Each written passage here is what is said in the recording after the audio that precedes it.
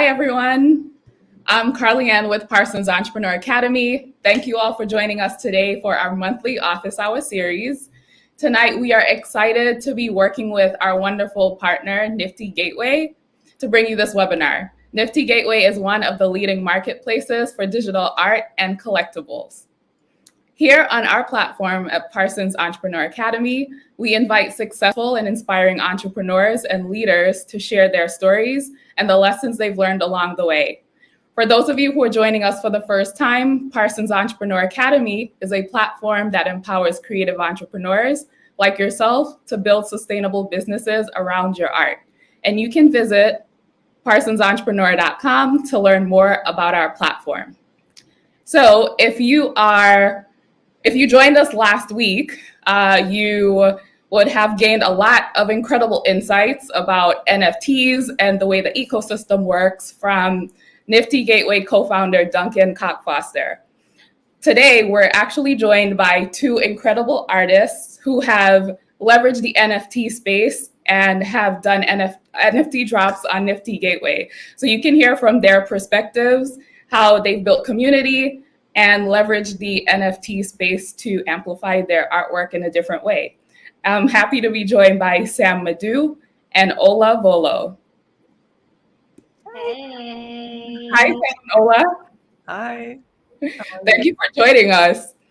So, would love for you all to give us some background. So I'll start with you, Sam. Like, tell us a bit about your background and what inspired your journey to becoming an artist. Yes, first I want to say that intro track was fire. I was vibing backstage. I was like, okay, this is the best intro I've ever been introed by. Like, so good. Hey everyone, my name's Sam. I'm a digital artist. I have to be a bit quiet because it's midnight in Berlin and my roommate is sleeping. So my name's Sam. I'm a digital artist and I'm from India originally. I did my bachelor's of fine arts in design and technology at Parsons, and I'm really happy to talk to all of you, like bringing back so many memories. And now I'm based here in Berlin. I'm an art director, freelance digital artist, just doing a bunch of things. And of course, I have a lovely history with Nifty Gateway, and they are my gateway to the NFT space. So yeah. All right, Ola, tell us a bit about your background and what inspired you to become an artist. Hi, everybody. Thank you guys. Thank you, Carly. Thank you, Sam. It's going to be really awesome, I think, tonight to chat about everything. So my name is Ola Volo. I have been an artist for, I guess, since I was young, since I could remember, but I've been a professional, like a full-time artist for a decade now, and I started really in the mural world. So I really started doing a lot of those big scale buildings, and I was kind of an illustrator, but also a mural artist. So I kind of dived into that a lot. But originally I was born in Kazakhstan and we moved to Canada, and now I'm based out of Montreal. So yeah, different time zone. We're all on different time zones here. But I ended up, part of my process was very digital. So now I got into the NFT space and I'm doing a lot of digital artwork. And for me, it's finally like bridged the two worlds together, where I was doing a lot of big murals, but I started digitally, but never completed that digital work and just put it on the walls. And now I'm finally like completing my creative process, and it's a full circle for me, I think. All right, so, can you, Sam, expand a bit more on the different types of mediums that you've worked with as an artist before jumping into the NFT space? Because you've both built amazing. My best friend from India, Nabi, is in the chat. Hi, Nabi. Hi, Nabi. Yeah, hi, Nabi. Love you. Nabi's an amazing 3D artist. Go check out their work. I wish I could comment. I can't comment, right? Anyway. But yeah. So, sorry. What was the question again? Oh yeah, just expand a bit for us and tell us a bit about the different mediums that you use as an artist. Awesome. So right off the bat, right now, my main program of choice is Cinema 4D. and I use Octane Render. I use ZBrush to sculpt. I use DAZ 3D to make human beings. I use Substance Painter to like paint skin. I use all kinds of like Unreal Engine to make environments. Because the thing with 3D is you have to know at least 6 or 7 programs to visualize what you want. So I think anyone getting into 3D needs to be prepared to learn a bunch of things before you get started. I also, before this, I was a digital illustrator and a graphic designer. So, I knew my way around Adobe Suite and Procreate, all those kinds of things. But right now it's mostly 3D. Wow. It's so amazing to hear how, I mean, I'm not a 3D artist, so for me to hear of how complicated and how complex all those, just to get there, there's so many programs involved. So, wow, Sam, that's amazing. But I kind of, yeah, no, for me, for me, I started with pen and paper when I got into an illustration. And then, of course, I evolved into using digital work like Illustrator and Photoshop, and started to got an iPad. And for me, it kind of opened up so many opportunities to start creating work that's digital and vector based. And so my work is very 2D, and my murals are very 2D, and everything looks almost like, I want to say children's art, but it kind of has this approach where it feels like folklore and it's very flat. And I build those layers on. Recently, I started using Fresco Illustrator and diving between the two and creating my own patterns and stuff. But really, I go back to, with every piece that I create, it still starts with pen and paper, to be honest. And then I kind of dive into building on those programs and refining compositions and colors and stuff. But definitely not as complex as your work, Sam. It sounds amazing. I love your work, and I think it's so advanced and beautiful. And like it, and also kind of opens up my eyes on how different styles in the NFT space. Like, what I love about it most is that there's so many styles, so many voices, and everybody has their own creative process. But it's the first time I feel that there's space for everyone. And even if your process is vastly different than somebody else's, I think it's like, give it a go. And that's why I'm like, oh man, just to hear what goes behind each piece yeah, it's incredible. Yeah. Yeah, like I would love to, like, both of you have like very distinct styles, and like Ola, tell us a bit more about the influences behind like the subject matter in your illustrations. So for me, I guess my work I see it as to be fairly narrative. And I started with my work like in the style when I was 15, and I was really diving, like we moved to Canada, and I was trying to figure out how to reflect back onto this Eastern European upbringing. So I'm from Kazakhstan, I speak Russian, my mom is Polish, my dad's Russian. And I live in Canada, and I really felt like a bit disconnected between my childhood and what I'm living there. And I'm like, how do I bridge those two vastly different worlds together? And I started drawing a lot, and kind of started to like research back the folklore that I grew up in, the characters I was around, that I was reading about and looking at. And I started to integrate that kind of but influence of the patterns and the characters into my artwork.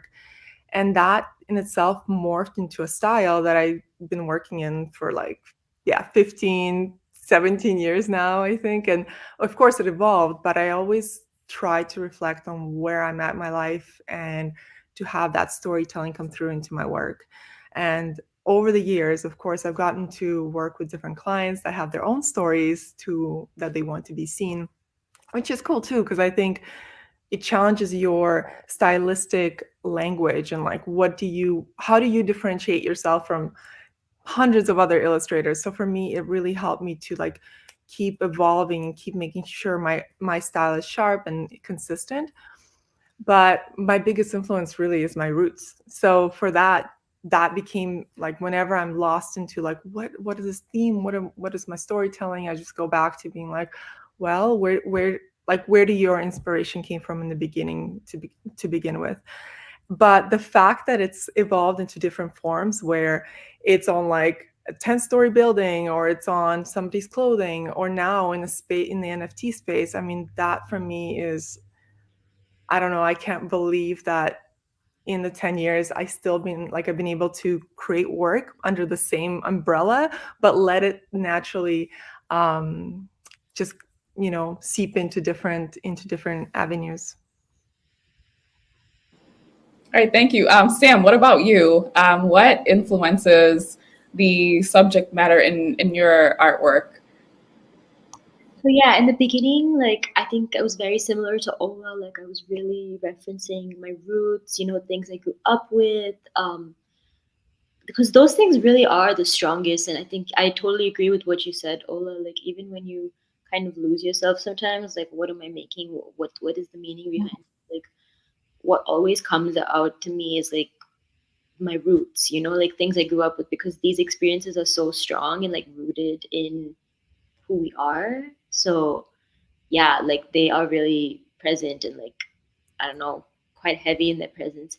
But I don't know, lately, like I think I'm just inspired by like honestly aesthetics. I know that's like really shallow, but I think as a 3D artist, like I mean, I feel like sometimes I've been kind of constricted by my identity, like like race identity, gender identity. Like it's just like I've tried so much to extract meaning from these things that now I'm just like I just want to make stuff that looks cool, even if it's shallow. So, but that's just like a phase I'm in right now. But I think it's I think it's just important to like be fluid and like because you change so much as a person in the course of your life, so um it's okay if your inspirations change and like you find different meanings from things.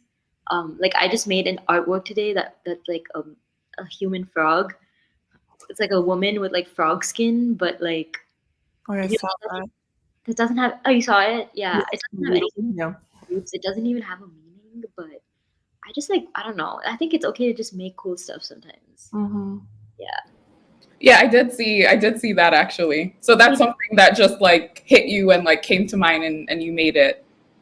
Yeah, I'm interested in I've always been interested in fashion photography, and I think as a 3D artist I can really be like a director of sorts. Like I can direct fashion photos, I can direct movies. So that's really cool. So I'm into editorial photography, so I shot the pictures with a wide angle, and that's something I never would have.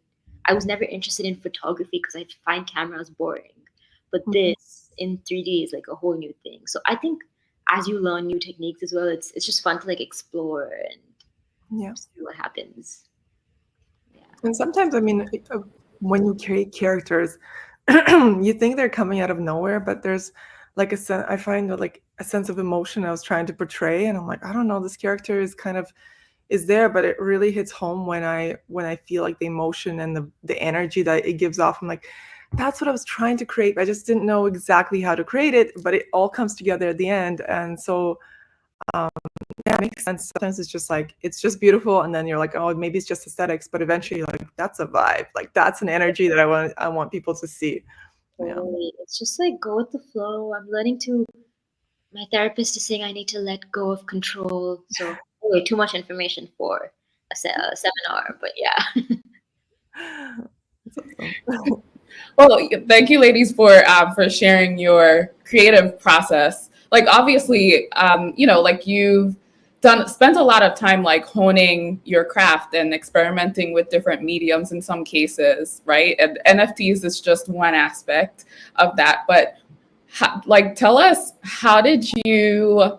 what sparked your curiosity about NFTs, and why did you decide to jump into it? Ola, you can start, and then we'll hear from Sam. Hmm. Oh my gosh. Okay. So I think it dates back to January last year. So I guess it's been almost a year and a half.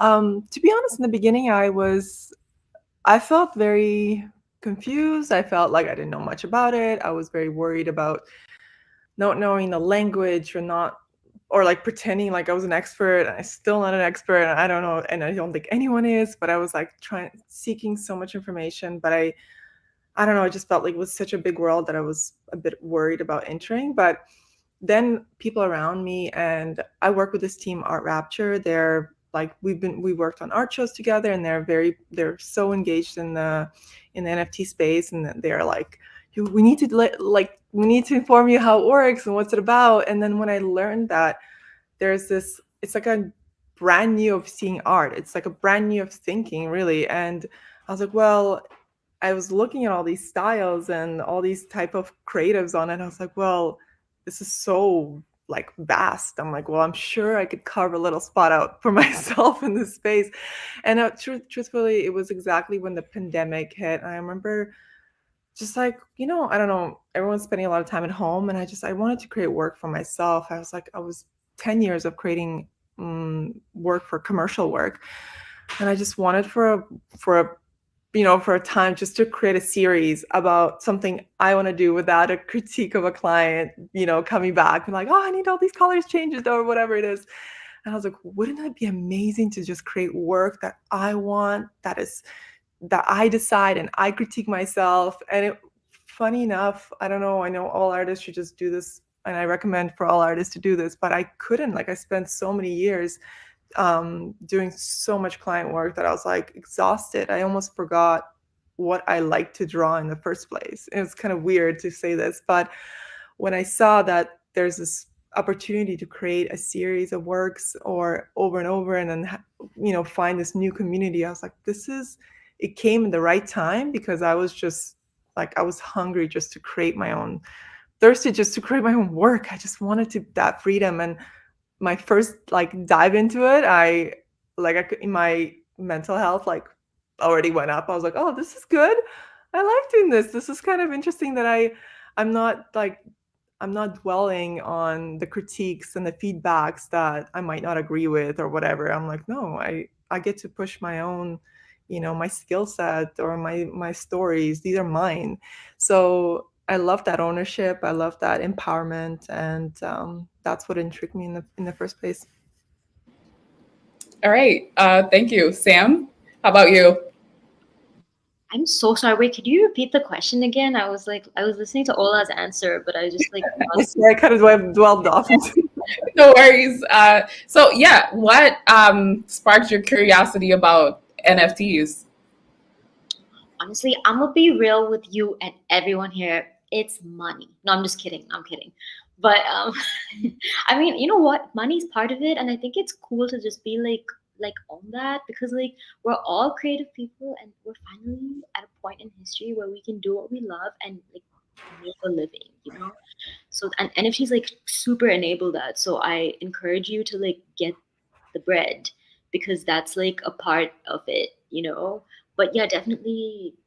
I was just interested. Like I had a lot of friends who were like uh, early NFT artists, I guess, and they were like all on Clubhouse and stuff and doing really well, like blowing up on Clubhouse and stuff. So they like kind of got me into the scene, and then Nifty called me, so I just like went with it. But I don't know, it's been really sick, and I made so many friends along the way. So it's just been like a great journey.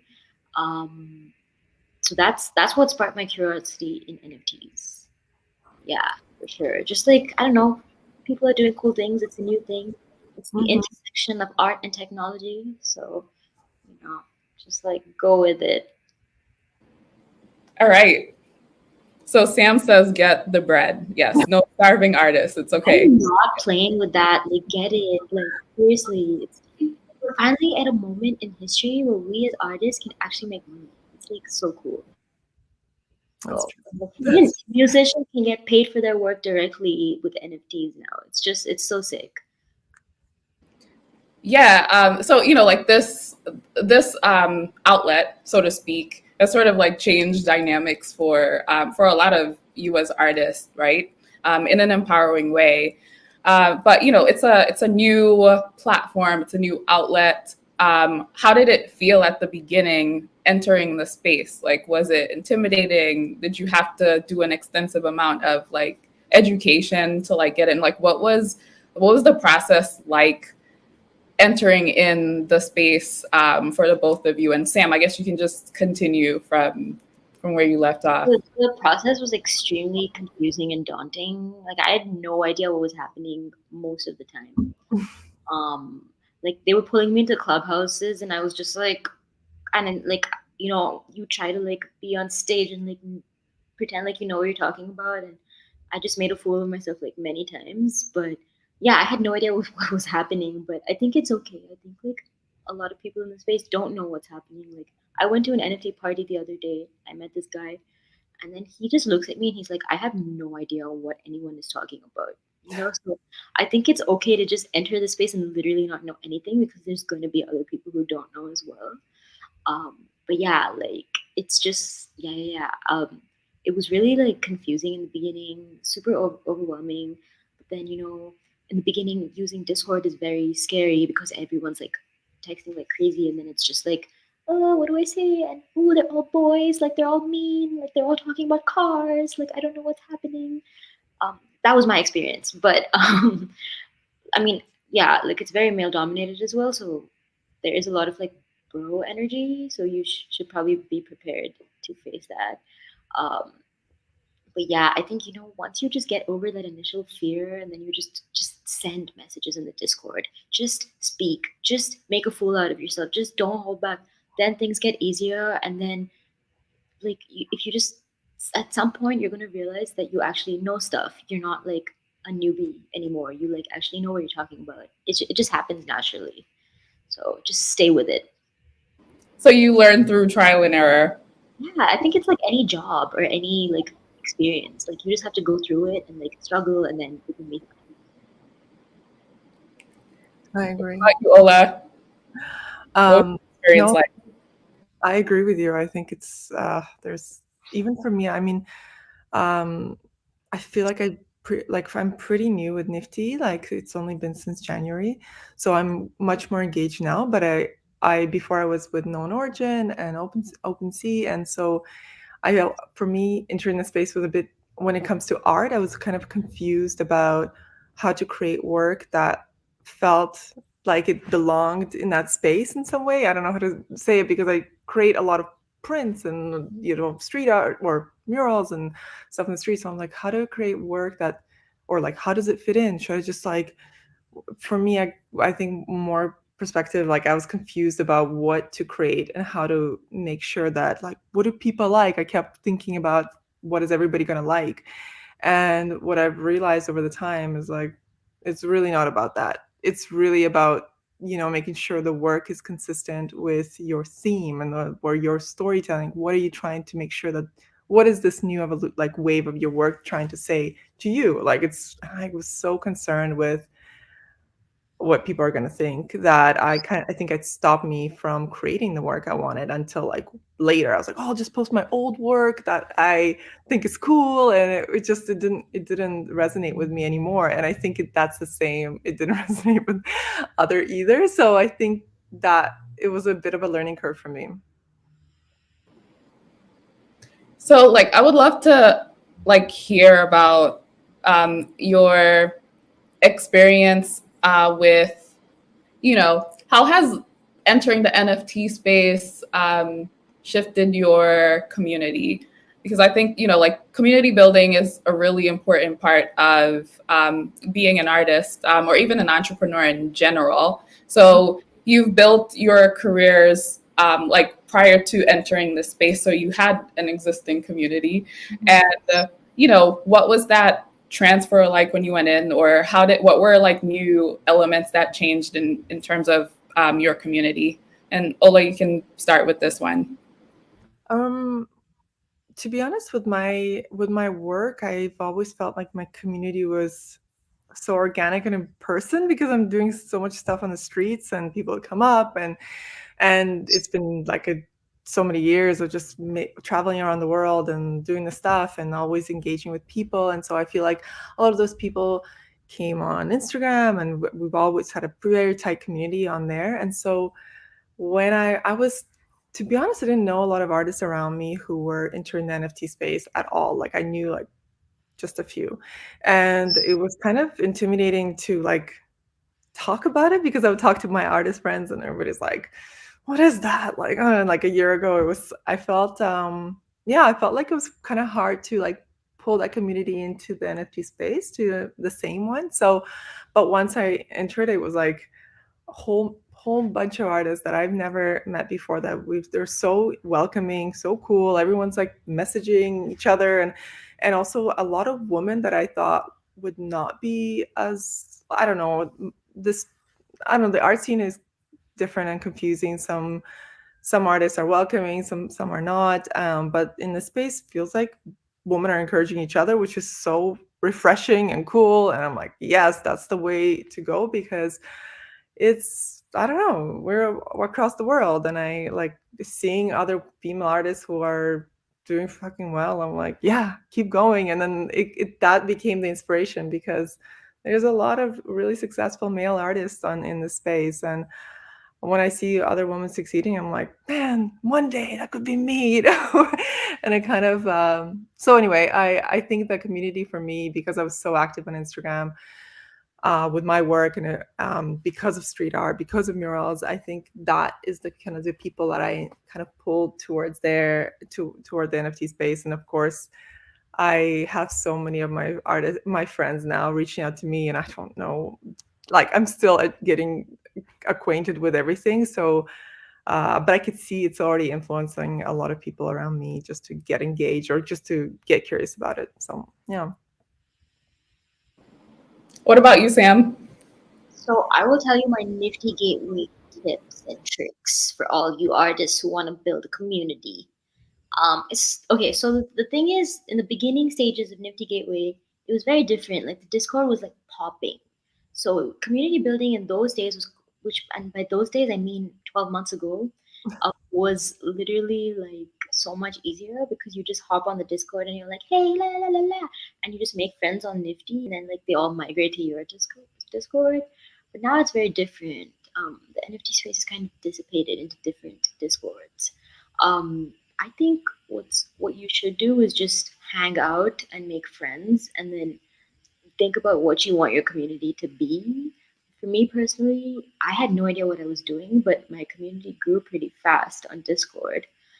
But now I'm struggling to manage it because I've realized I'm not a good Discord manager, and I'm not good at even managing other people to manage it. So that's like a proper skill, and it's very crucial to being an NFT artist is managing your community. And I'm learning I don't have the skill, so I'm kind of in that stage right now. But definitely Discord is the key, and I think it's people say Twitter is like the nightclub of the NFT world, but Discord is the smoking lounge. So they're both really important.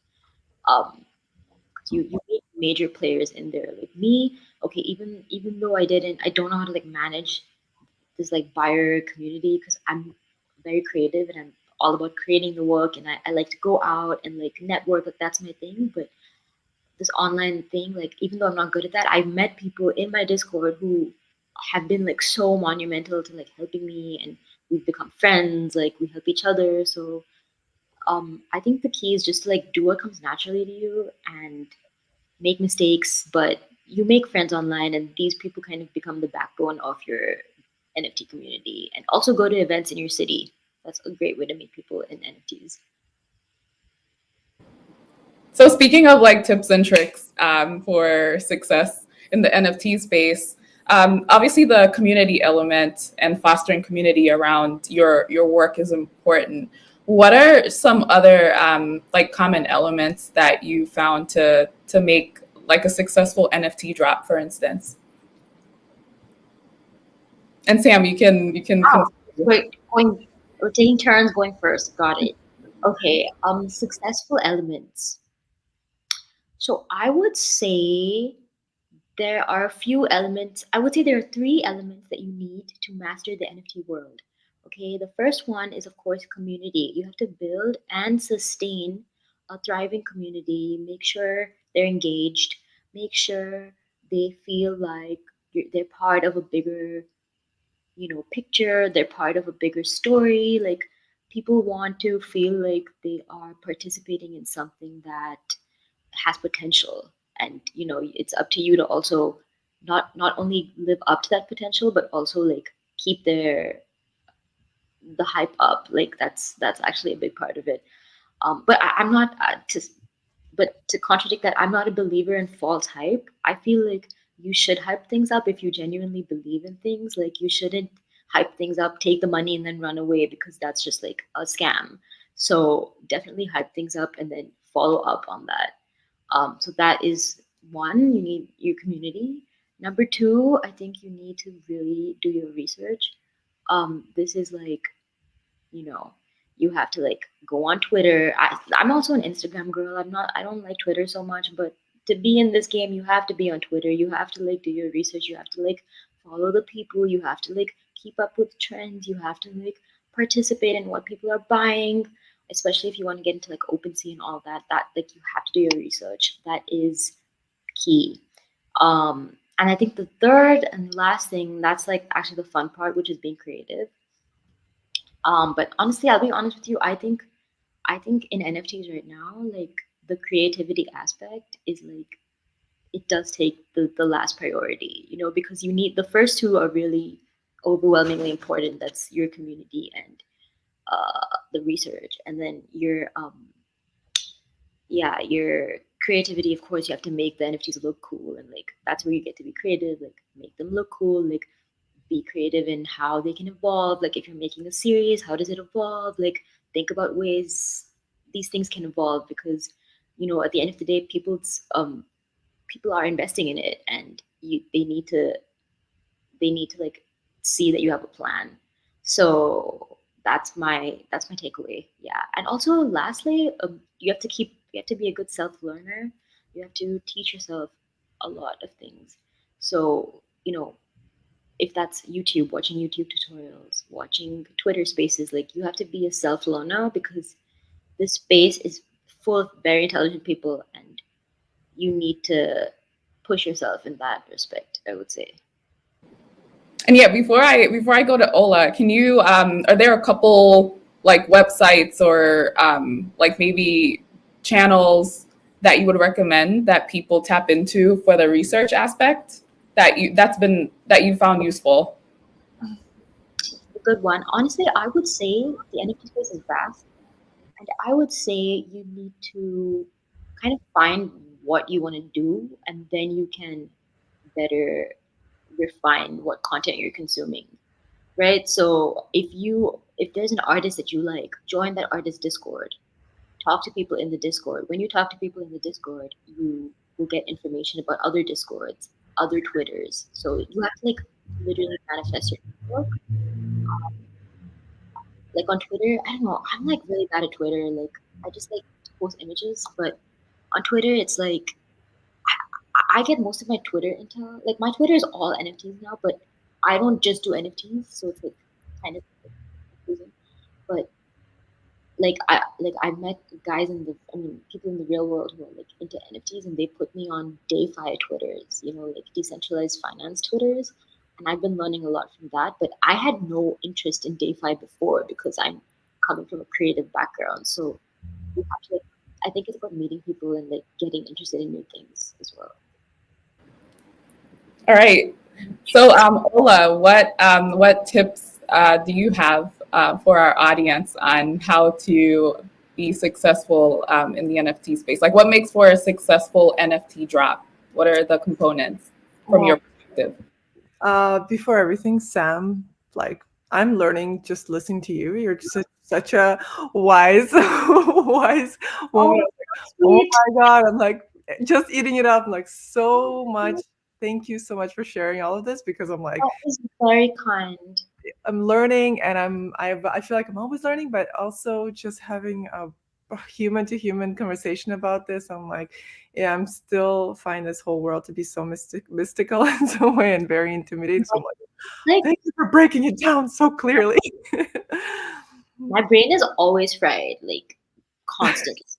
Just Well, I feel just by creating my brain is always fried. When I was like, when I put all those other conversation in, I'm like, I'm done by afternoon, by looking through it, by reading a bunch of stuff. I'm like, I can't even create anymore. So a lot of times I have to really shut everything off just in order to create. And I don't think that's the way to go, because then you're not engaged. But on the other hand, creating digital work takes so much time, and it takes like people think it's so much faster. Like hell no, it's so much, it takes so much time. There's all these tools that are available, but also everybody has access to those tools. So how do you use them in a most original, unique way? And I feel like that, when you said like YouTube tutorials, everything, was like, yeah, I'm just learning the tools on top of learning the space. And but I do feel like when I was approaching, the drops, and from my experience when I started working as like an illustrator, or when I'm doing these street art projects, there's always this the team behind. There's always a producer, there's somebody who's doing the communication, somebody who's doing all these aspects, and so I can concentrate and actually create the stuff on the wall and those murals, because you're 100 feet in the air. And so I was like, I need somebody to like manage some other things. So when I was approaching the drops, I think what makes a one of the ways to make a successful drop is to have people on your team to help you. And I don't know if it's that easy. I think you have to find the right partners. And as Sam, you were saying, like, I don't like take so much time to manage all this, but it's true. And it's like, I hope that creativity is like that we have the space to create as much as we to engage with other people, because that art is going to live there forever. I'm always thinking about that. I'm like, oh my god, whatever you create, it stays there. And so and so I'm like, I want to make sure I'm proud of this work, like, I don't know, 20 years from now. So I think team is essential. And so I do work with like a person who helps with communication, who helps with to like we talk about production or producing the artwork, and bouncing with ideas. And like when I create work, I'm thinking about themes, and I think about being, as you said, Sam, there's about the evolution of the work. I'm like, how does this drop differentiate or continue the story from the past one? And so, and as somebody, as a collector, how do you also like, how do you keep learning about that artist? How do you keep understanding where they're going? And I always want with every drop to be like, there's a clear evolution. There's a clear, maybe it's these characters are evolving, maybe they're into a new world or whatever it is. I think about this a lot because as a collection, I want each piece to be sort of like to tell that story as a whole. And maybe some people don't see it, maybe, but for me, it's important to be like, all right, this character is connected to this, and the world is there. So I think that makes a successful draw, because then you can. Because I love storytelling. I'm like, let's chat about this other mystical worlds, but I can also talk about it when I'm speaking about the collection, and that's sort of maybe says something about, I've done a bunch of like gallery shows in the past. So I'm like, oh, I feel like it's just like that, but in a different space. So, and of course, I think you have to be authentic, and it's something we talked about. We talked about earlier. Like, it has to be your work. Like, of course, I look at so much incredible work there, and I'm like, oh, I need to be more like this or more like that, or more flashy, not flashy, whatever. But I like every time I go there, I'm like, get your head straight and make it authentic to you, because that's the longevity of your work, and that will, like, you'll look back and you'll be proud of that work, and it's going to evolve naturally, and instead of like on trend with something. And of course, trends are interesting and good to see, but staying as close to your story and your style or your characters, I think that's, for me, like, I was like, it feels like it's a good recipe. Yeah. Yeah, one of the things that I would love to circle back to, because you both touched on it at different moments, but while like this, the NFT space is relatively new for a lot of people. In the traditional art world, like there are a lot of disparities in terms of representation, and you all like that's something that could transfer to this other outlet as well. And you all talked about or touched on your experiences as women in the space. So I would love to hear more. And I could start with Sam. Like you mentioned, like being in discords and it feeling male dominated. So can you talk a bit more about your experience as a woman in the NFT space? Yeah, so right off the bat, of course, like men have a huge advantage in this space because they are completely dominating the space. it's a lot easier to get successful as an NFT artist if you're a man, just because most of the buyers are men, and men generally have trust in other men. So, right off the bat, there is a huge disadvantage for women and for anyone who doesn't kind of identify as a cis man, you know? So, yeah, but you know what? I think like having a disadvantage is just one of the facts of life. Maybe I don't know, that's just how I look at it, but I think there's also ways to play any disadvantage that you have to your advantage. Um, because honestly, it's a big world and there's opportunities for all of us, I feel. But yeah, there's definitely a lot of women in the space who are totally killing it, and women in the space have made sure to really support each other, like Ola said. So it's really about finding a community that is doing that and giving you that support. I actually think women in the space are kind of okay, but you know, there is like not so much representation for like trans artists, queer artists, like non-binary artists. Like, so I think what would be also cool is if women artists like kind of support other people as well, because like men have this huge advantage, and I just think it's like the rest of us, you know, it's men and the rest of us. So I think the rest of us should just like form a very united front. And I'm sure, and like honestly, men are cool too. Most of my buyers are men, and like they're awesome. Like it's not their fault that they're, you know, straight men. Like they want to be inclusive and like progressive as well. So I think like it's really important to like talk to everyone and like be friends with everyone. That's how you like not only you get an advantage not only for yourself but for your whole community. Um, like most of my buyers are white men, and that we're actually homies. Like I'm just like they like understand what I go through, and like now they also are supporting me. It's just like a two-way street, you know. It's really good, and I put them on to a lot of like other artists who identify as like many different kinds of identities. So it's like their portfolio is also getting diverse, if that makes sense. But I just think it's about collaboration between people from all backgrounds, because this is really an opportunity for us to unite instead of dividing more and more, if that makes sense. Yeah. All right. Thank you. Ola, what's your perspective? And I know that there's a cool project that you're a part of too, that sort of touches on this. So Yeah, if you Sam. can.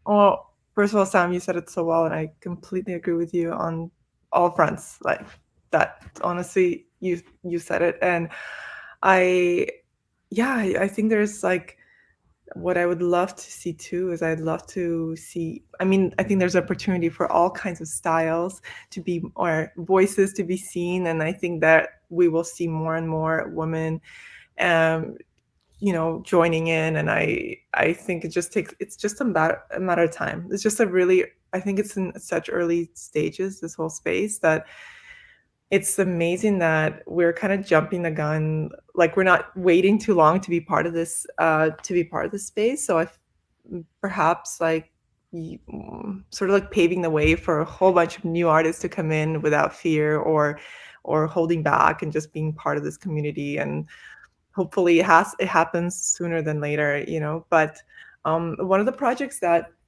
I'm part of right now is we're working with Seneca Women, and Nifty and Seneca Women collaborated with, well, joined together to create this series of works with 6 female artists.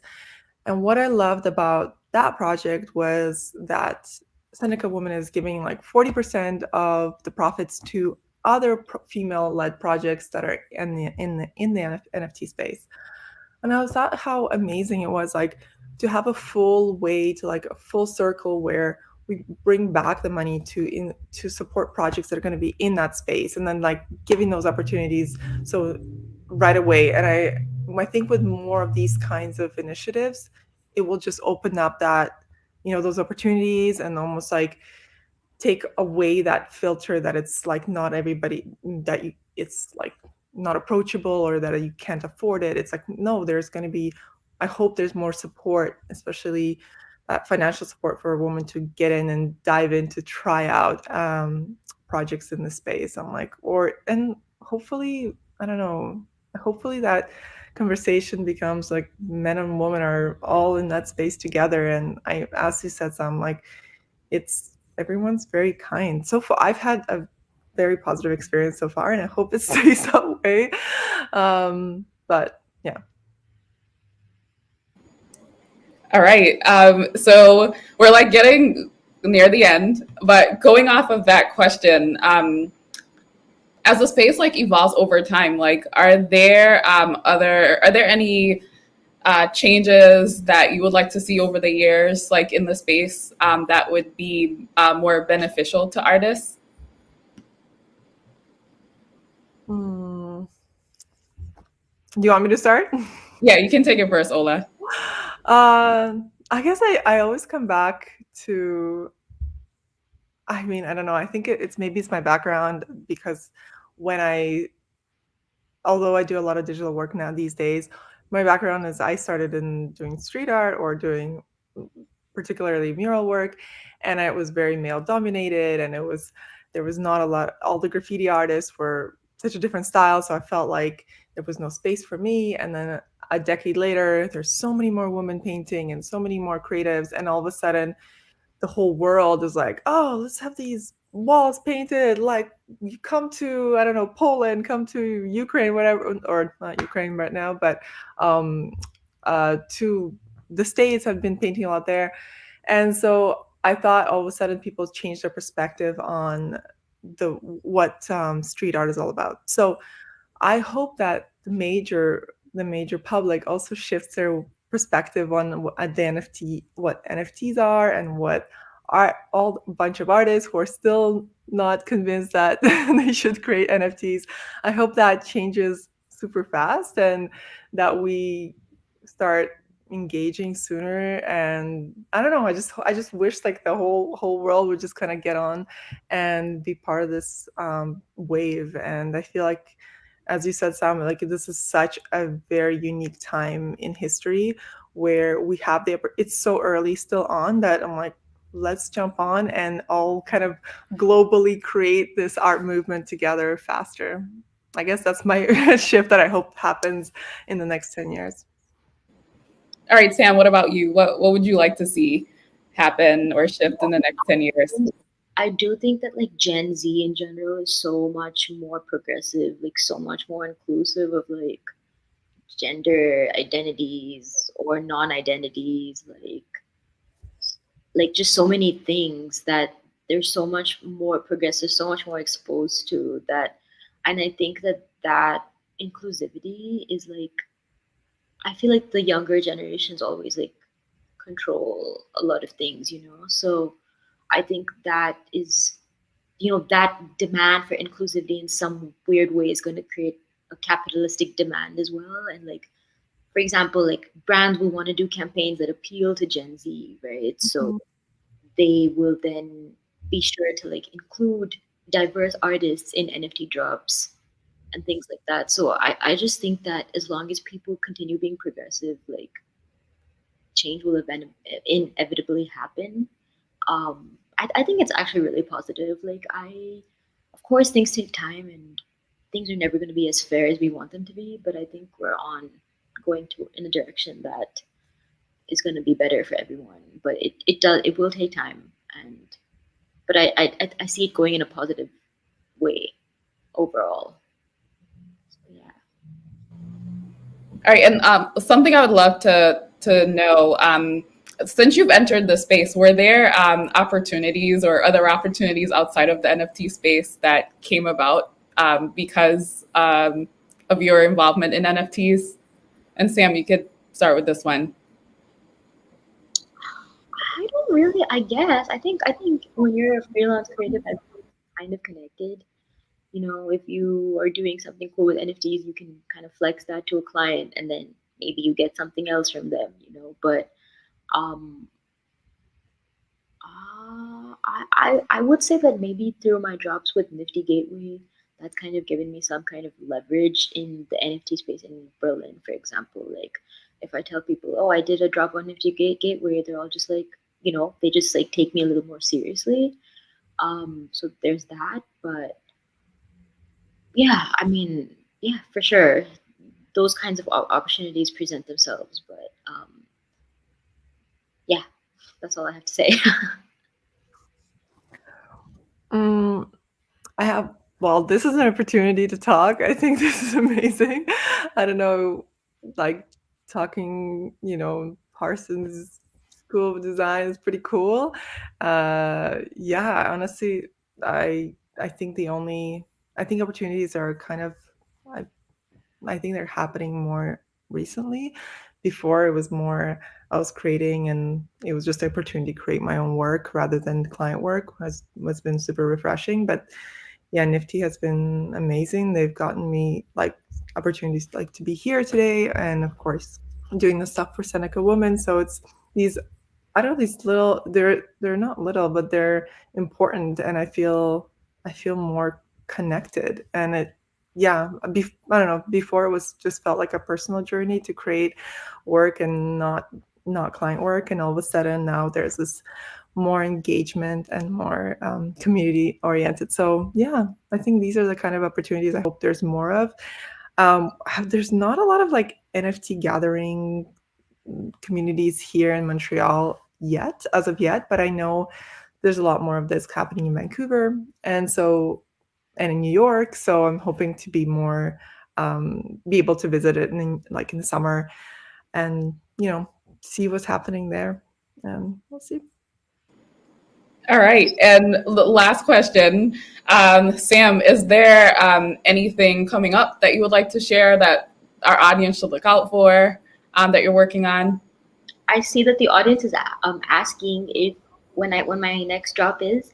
Well, I have a drop on Nifty Gateway scheduled for June 15th, but I still like I need to figure out what to do. I have like a lot of other work in the meantime, so I'm figuring out what to do. But I don't know. I was thinking of doing like a mini PFP, like making 100 unique artworks and like dropping them to my buyers. But um, yeah, like that's when my next drop is.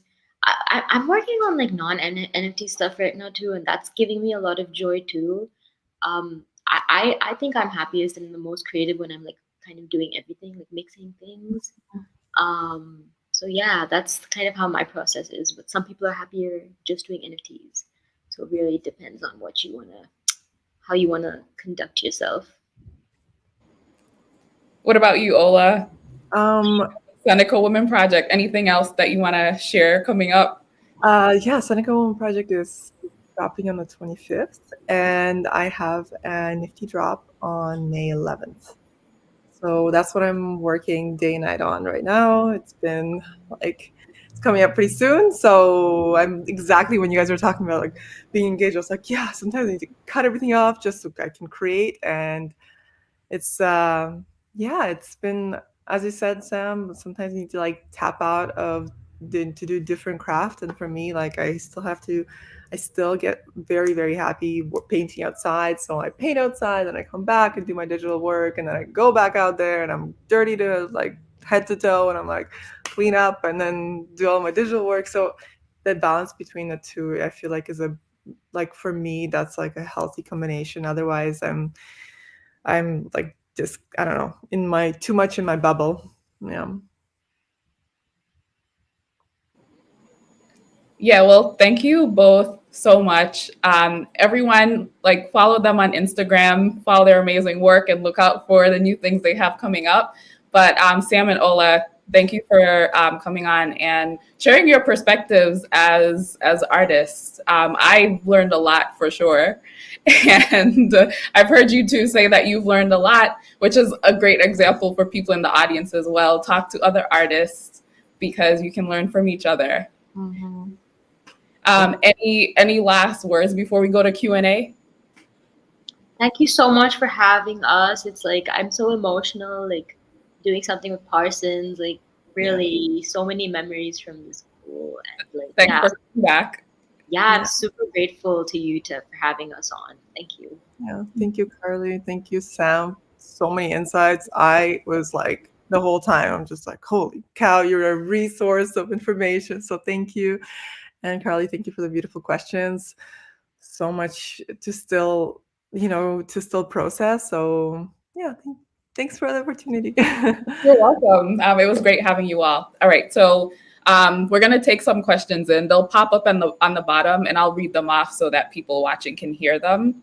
And all right, so first question: what is a good size collection to start an NFT launch with? Ola, do you want to start, and then Sam, you can. Sure. I thought this was a really good combination. We did a drop on in January with Nifty. It was my first one with Nifty, and it was we did two pieces that were draws, and then two pieces that were open edition, for like half an hour, and then one piece that was like a 24-hour change piece. And it worked really well because, well, for me, because I think I was also approaching the artwork differently. There was like a different challenge for in the art perspective, from a creative perspective, to see how the story you want to tell and how it wraps up. And yeah, I thought that was you still have a lot of work to create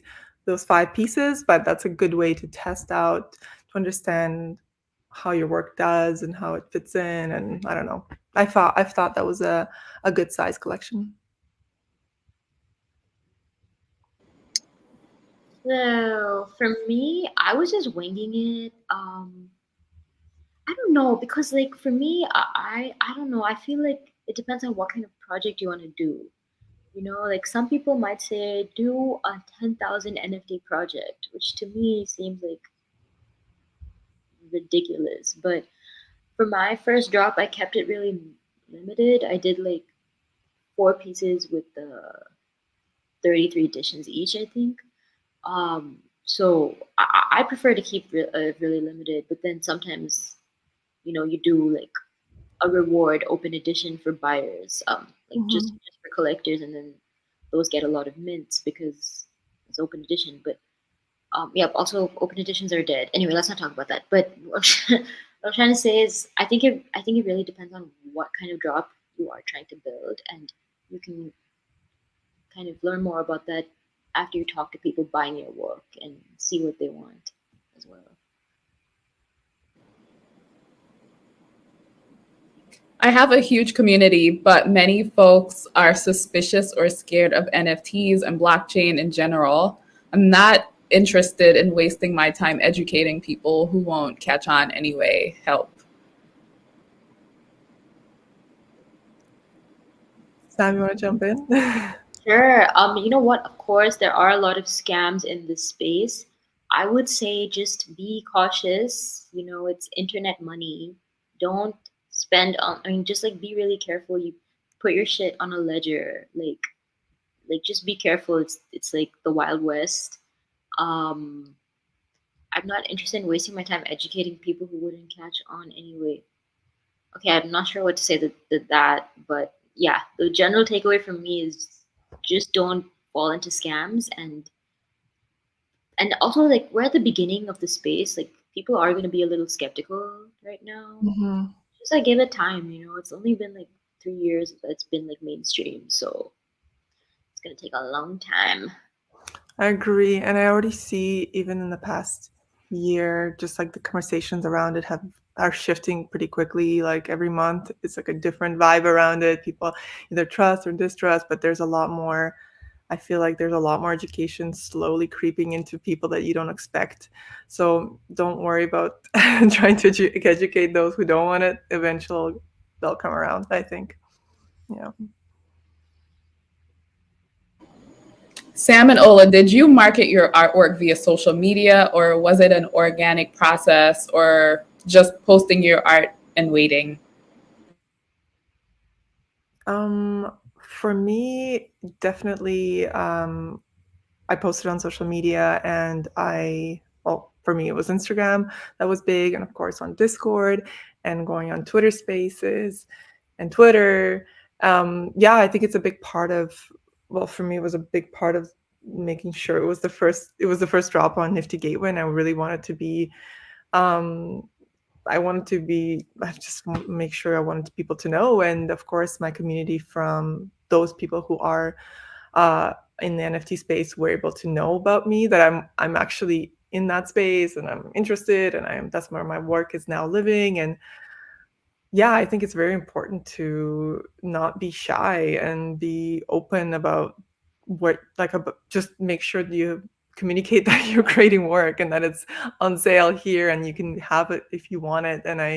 And sometimes I feel like if you don't, there are a lot of people like, why didn't you tell me? I would have, like, I wanted to have a piece or whatever. So I think it's very important. Well, for me, yeah. Yeah, you know what? I already had a following on Instagram before any of the NFT stuff happened, but they were not connected in any way. Like my Instagram followers know nothing about my NFT work um, at all, so they're completely disconnected. I could have had no followers, so it doesn't matter. I think what really matters is, of course, building your Discord and, of course, Twitter. I only have like I think 1,000 followers or 2,000 followers on Twitter, so yeah, your Twitter is really important. Like that's you do have to market yourself. You have to play the Twitter game, the Discord game, to kind of get into NFTs. Also, like, last year when a bunch of us artists were entering the space, it was very different then. It's very different now. So I don't think you can really compare last year and this year.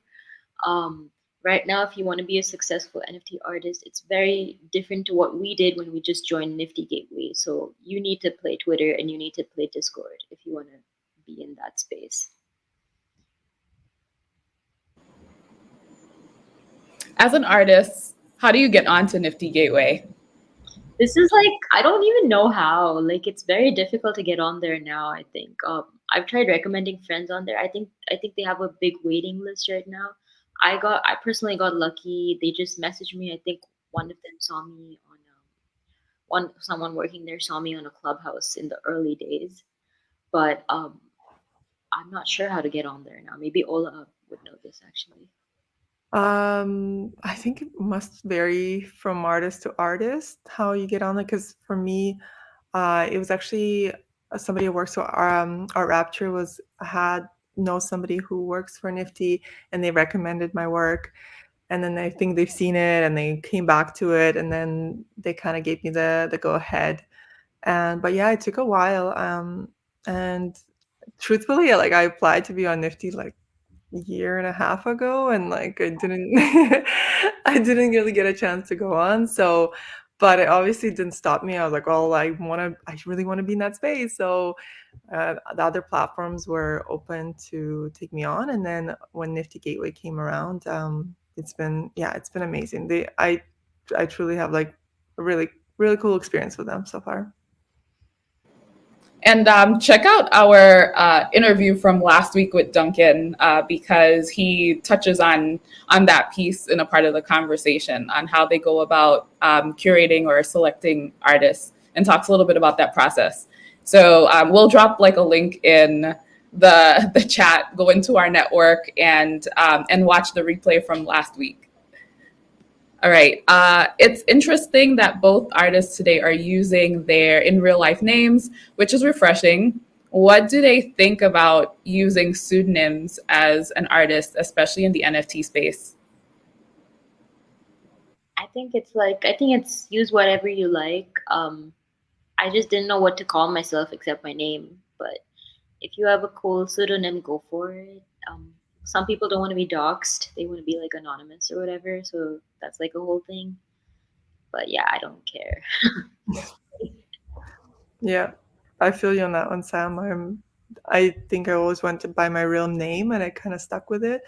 But yeah, if you want to go by a different name, I think that's totally fine. And it reminds me of when I went to do mural work and street art. Like, people are using their real names, people are using made up names, but then eventually be like, no, I want to be known for me. And then they do the switch, and then so I think whatever suits you, you go for it. Yeah.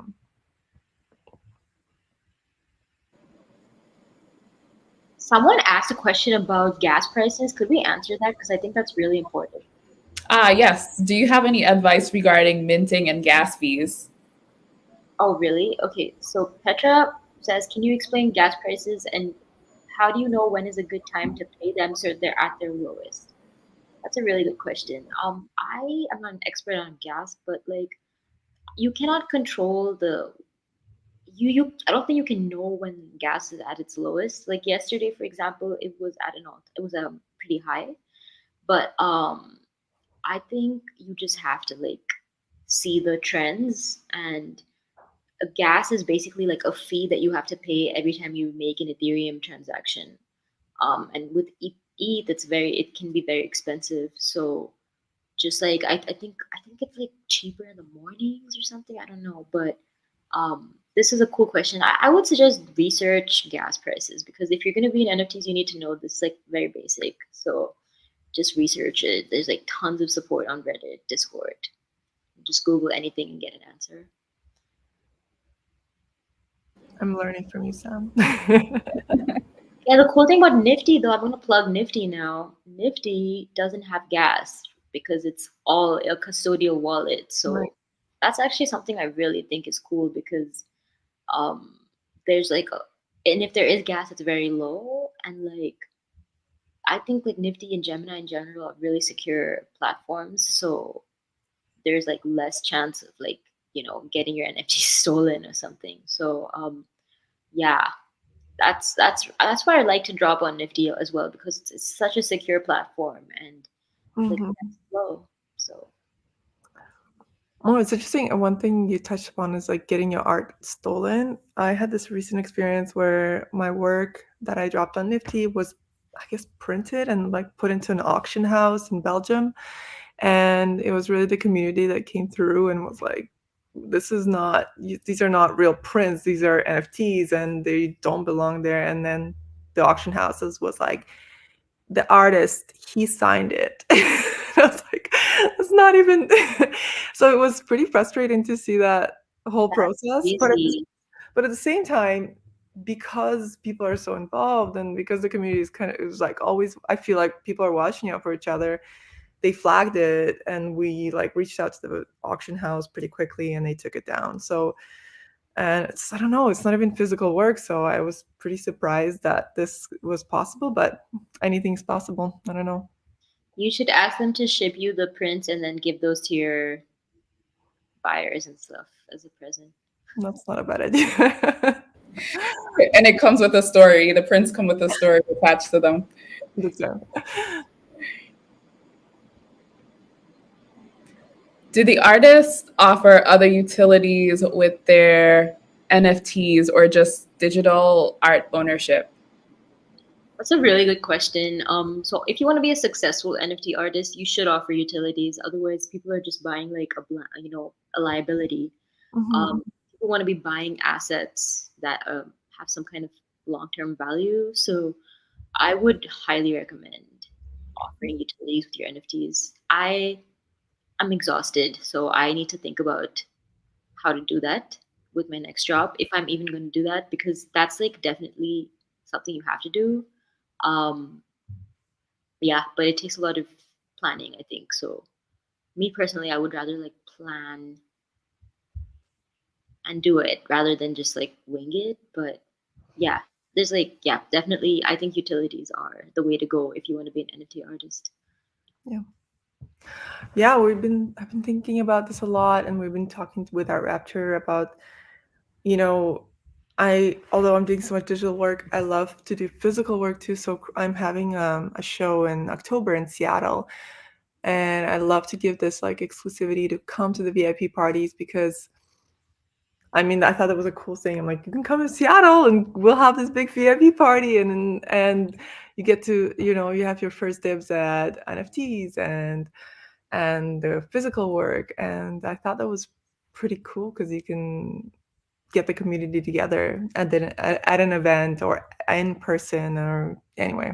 I'm hoping that it sort of gives an initiative to, you know, to get the community even closer, to get the buyers to even feel like they can have direct access to the artwork and to the artist. So I thought it was pretty cool.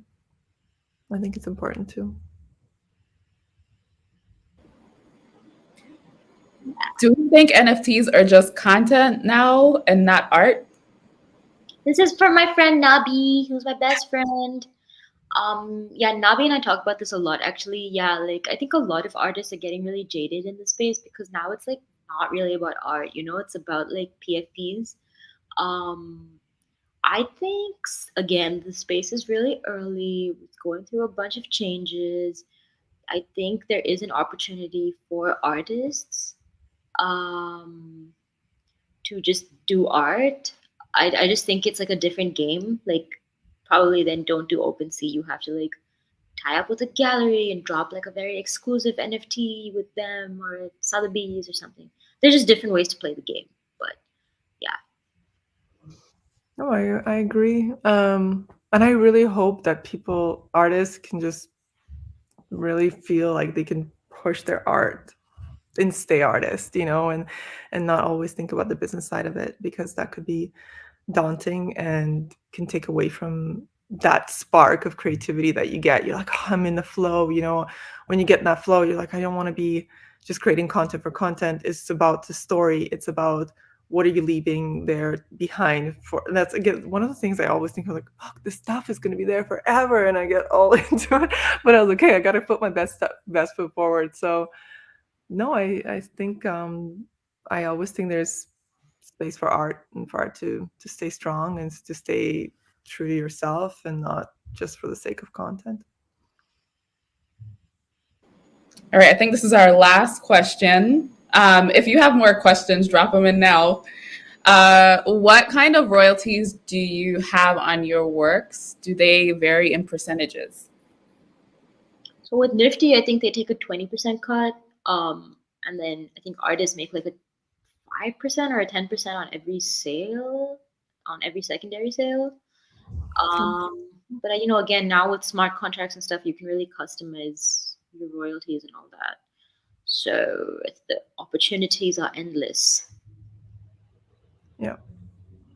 Yeah, the secondary market is really quite interesting. I'm kind of new to the NFT space, but it's been exciting to see it resell, and then to see it still like you own the artwork, so you still profit from the secondary market, which is cool. Do you think it's possible to have a successful launch without a presence on Discord and Twitter? Um, I don't know. I mean, I think anything's possible, I guess, but I think you need to be engaged everywhere all the time.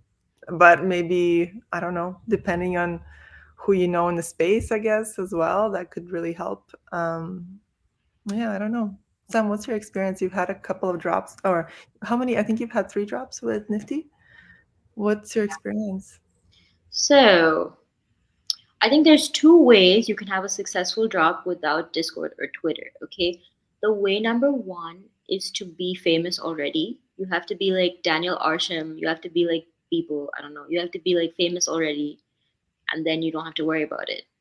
So Edwin, get famous.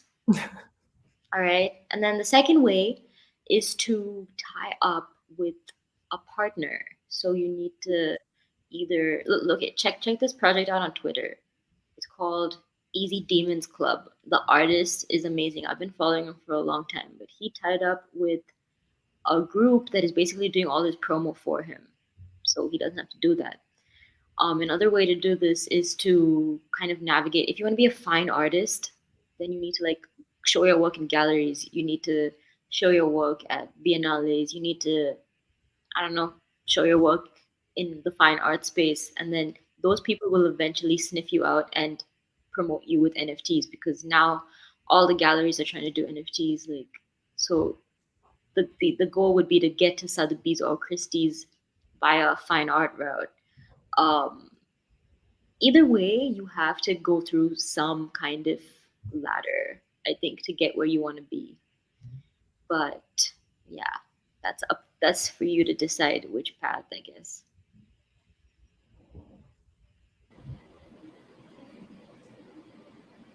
I see one more here. It's like, what about minting? What process do you use?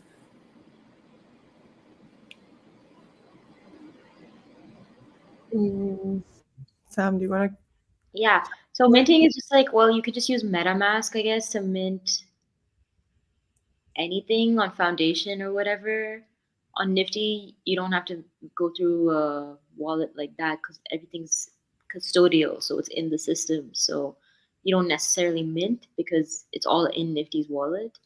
But if you want to have it in your own wallet, yeah, you have to like sign in with like a MetaMask or a Coinbase wallet or something like that, and that again, this question is considered quite basic in NFTs. You need to like know this already. So questions like this, Google it because there's going to be answers out there for this kind for these kinds of questions. Like there's an answer for almost anything.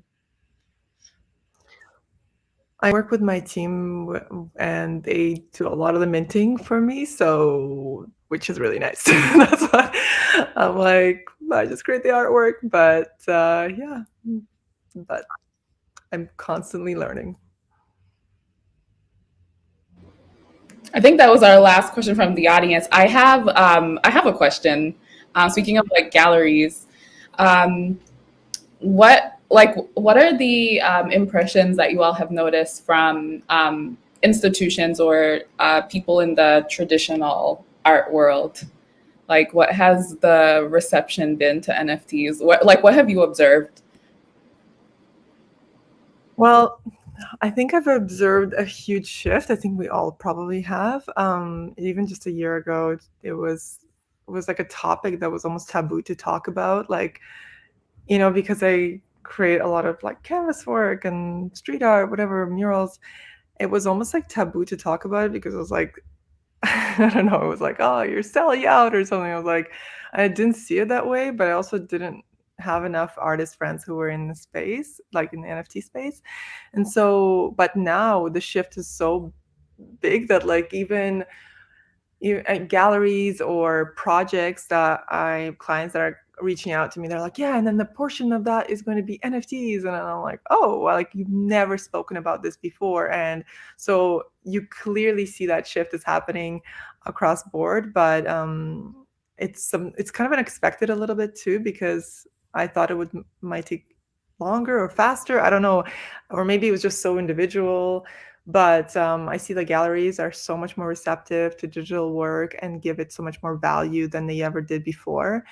And love that because I think it has its own power and its own place. And now it's like those two worlds are merging, and everyone seems like the gallery world is way more receptive. And I don't know, I feel like we'll have this conversation next year, and that question is like probably not even gonna, everyone's gonna be like, well, yeah, it's like naturally together. So yeah, it's like maybe this is a year of shift or something, but the conversations are much more open and more acceptable, and yeah. Yeah, I think galleries are really horny for this. Like it's like money. It's major money. It's crypto money. Like which gallery is gonna say no to crypto money? It's like a big. It's like, it's like what it was made for. But yeah, yeah, no, I think like they're already all adopting it, and definitely if you want to be a fine artist in NFTs, like I think that's the way to go. If you want to be like an NFT artist, like a PFP artist. Oh no. I think Sam froze up. Oh, there Oh, she is. Here you are. oh, did I freeze? Yeah, you did. Okay, well, I think you got the gist of what I was saying. Everyone's gonna want it. It's the future. All right. Well, we are at the end of this segment. But again, thank you so much, ladies.